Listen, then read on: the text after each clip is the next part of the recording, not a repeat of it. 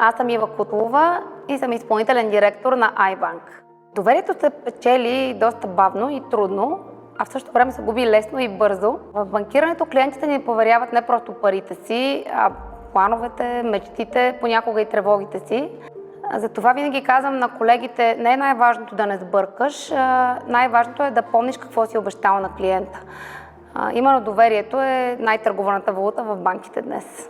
В днешно време един лидер трябва да съчетава най-доброто между технологиите и човешките качества. Емпатия, правилна преценка, отговорност. Безспорно, лидерската професия остава твърдо човешка.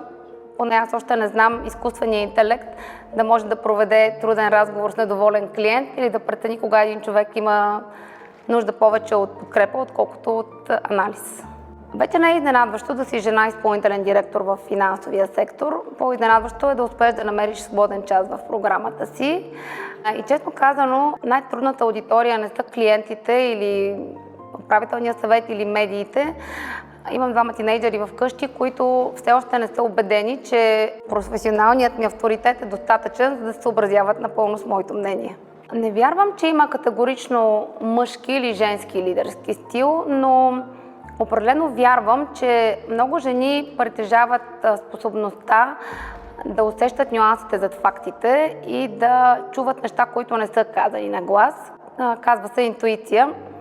Аз го представям като професионален опит, по-добре звучи на кредитен съвет.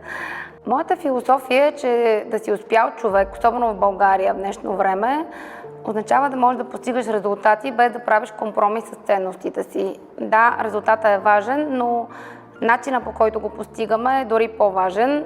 В дългосрочен план репутацията е много по-ценна от една краткосрочна победа. Лидерството не се изгражда, когато всичко върви по план. Един лидер се проявява тогава, когато моментът е тежък и трябва да вдъхнеш доверие на колегите си, дори когато самият ти нямаш всички отговори. Бих искала хората да казват, че сме изградили култура на високи стандарти, човешко отношение и изпълнени обещания. Искам и за клиентите да приемат iBank като най-удобната банка, най-доверената банка, а служителите да отиват на работа спокойни, мотивирани и с усещане за смисъл. Каква цена платих по пътя към успеха?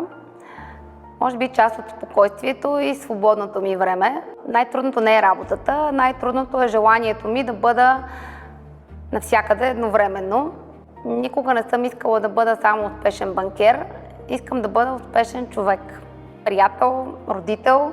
За всички жени, които в момента търсят развитие в банковия сектор, бих казала, не чакайте да сте напълно готови.